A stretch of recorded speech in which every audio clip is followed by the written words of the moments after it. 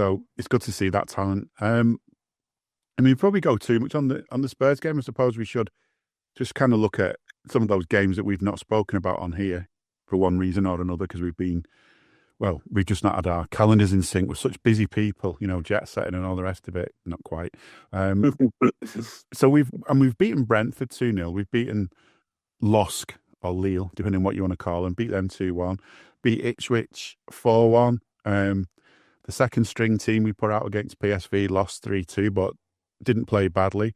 There'd be one player who had a very short memory of that. He was on slightly longer than Steven Gerrard was against the Manx that time. But yeah, we were down to 10 for a little bit of that game. Bournemouth 2-0, and then obviously last night. Loads of those games. Okay, Ipswich, you expect to win that, but Brentford is a game that can be difficult. Bournemouth is a game that can be difficult.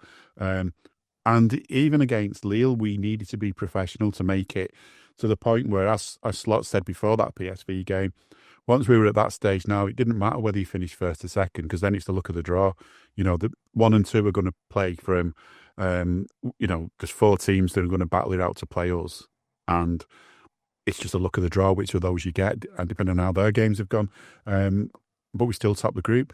It was, in a way, I was sort of disappointed that we hadn't won the game, but then resting the players, and this is something that he's doing so well, I think, over this whole spell, the rotation is working.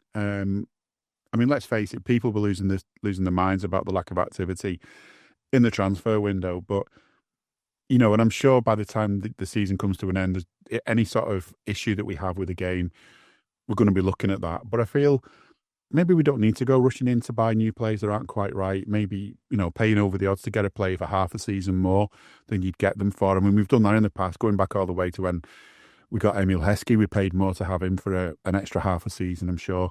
Pretty sure there was an extra couple of million quid in the transfer fee to do that. I'm not sure what we got out of that, but I think the idea then was, bed him in, let him get used to everyone. But I don't think anyone coming into the side now is going to find it very easily. Coming into the squad, he's going to find it very easy to get in the side. You can tell that Arnie's got his sort of favourite players, and he knows which ones he can rely on when he needs to bring them in. I just think the new way that we're playing, and I've seen some stats about it as well, which I've not got to hand, but there's much less likelihood of injuries. There's much less likelihood of players sort of having to go missing for ages. And yeah, Trent, just unfortunate really what's happened to him. We're at full strength, but I think looking at all of those games, we've put out strong teams for every single one, and hardly any casualties. We've just done the business as well. Last night I felt was on another level, but just looking at those games, like the Brentford game, the Bournemouth game, we just played this wonderful sort of professional way of playing where, and it's a cliche, people say they're looking like a side that can win the league. Yeah, ruthless professionalism is probably what I would classify our season as. Apart from 1 or 2 occasions, and literally, in what we played nearly 40 games or something like that, there's literally been 1 or 2 blips where you'd look at it and go, that wasn't really to plan, and you can literally probably count them on one hand, those games. And if you're including PSV as one of them, then that was a freer hit as you'll possibly get in an actual competitive game. That was basically game 2 of pre-season when the lads are on the trip to Austria, and you're seeing players, with all due respect to some of the lads who featured on that night, you might never see them again this season. For example, Jayden Dan's, you're not going to see him again in Liverpool yet this season. He's gone to Sunderland on loan. So there's a classic example. And best of luck to him up there as well. But, it just seems as though, as you said, like earlier on, with some of the fans are still in Klopp mode and kind of expect us to just go a bit gung-go and hell for leather. Where, it has took a little bit of adjustment, but it's took adjustments, and we're reaping the rewards thus far in how we're playing, how we're staying, relatively, touch wood, fit on pretty much all accounts. The players we've lost, this season through any sort of injuries, a couple of them have been, impact, and a couple of them have been just small, issues where Trent, for example, against Bournemouth, it did seem as though he was I've just felt something there. and I'm just going to go off. Like, now, people obviously will put two and two together and get 14 because Trent's contract situation, future uncertainty, blah, blah, blah.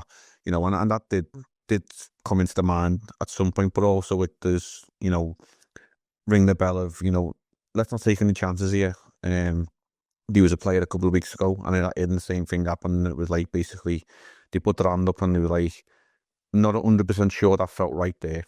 Get me off, boss. And he's like, yeah, okay, not a problem. Like, we've got a good enough squad. We've got lads on the bench who can come on and replace you.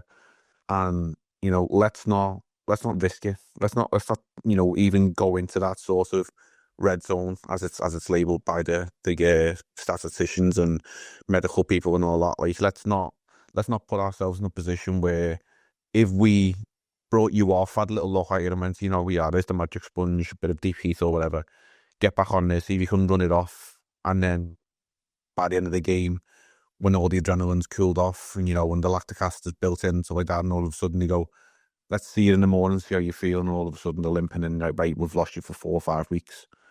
And really, was it worth the risk? Probably not. Like, so, just this new approach, and that was what we said we needed at the start of the season when Slot and his team come in. It was like, there was nothing against Jurgen and all the stuff that Klopp done for us. He basically he took a foundation, built on it, and ran with it, and he took us to the end of the runway with himself. And you've only got to look at, like, the physical appearance of Klopp right now in his time, doing stuff all around the world for Red Bull.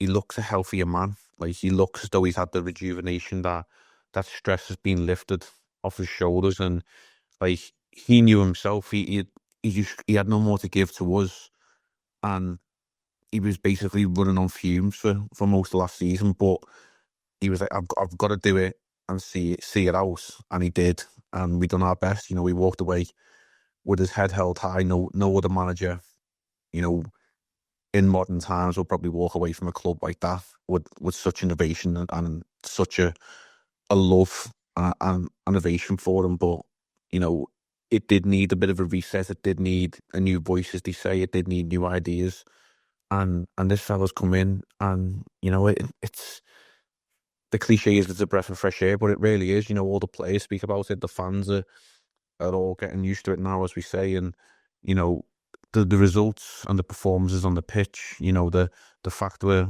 top of the league in Champions League and Premier League, we're in a cup final. Hopefully this weekend we'll do the business against Plymouth, and we're in the 5th round. Will that be then at the FA Cup? You're probably then 3 or 4 games again from Wembley or whatever in another cup final. It's more than what we expected at the start of the season, but it just shows, sometimes it calculation and fresh ideas and a fresh voice, and not necessarily taking it all down and ripping it all up like some clubs are doing with managers, and basically chopping and changing and just jumping at the first name that's out there. FSG and the data people like Hughes and Edwards and all that. I've come in for a lot of flack, and rightly so, concerning, like, strengthening the squad and transfers and contracts and whatever. But I think one thing you can say that they've got right is they seen Arne Slot and was like, right, this is the guy we want, and they seen something in him that, let's be honest here, not many other people in the world of football fandom knew or seen. I know a fellow who's based in the Netherlands and supports Feyenoord, and he said a couple of years ago, Arne Slot's got something about him. He's a good manager, but to see what he's done with Liverpool thus far, it's more than our wildest dream, but long may it continue.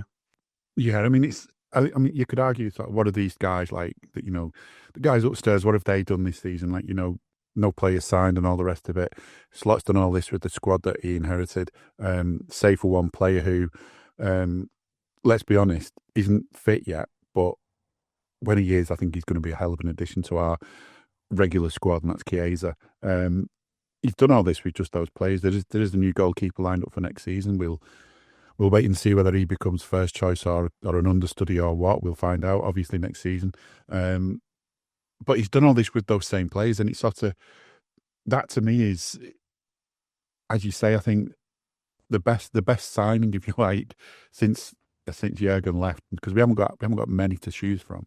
The best signing is obviously Arnie, and he wasn't on many people's lips. Not many people would have known about him, and there'll be people who sort of reinvent, say they did, and there's some who will have known, obviously, but there'll be plenty who'll reinvent, say they knew all about him. But I know I never knew anything about him, and it wasn't someone I would have even thought. Or I can remember when we first got told that Jurgen was leaving, and he's saying, "Who do you want to come in?" And there wasn't anyone who was a kind of standout candidate. I mean, when we got Klopp, he was the most obvious choice. Everybody wanted him, and everybody was hoping that his sabbatical wasn't going to last long. And as it was us. I can remember Arsenal fans were fuming when we got him.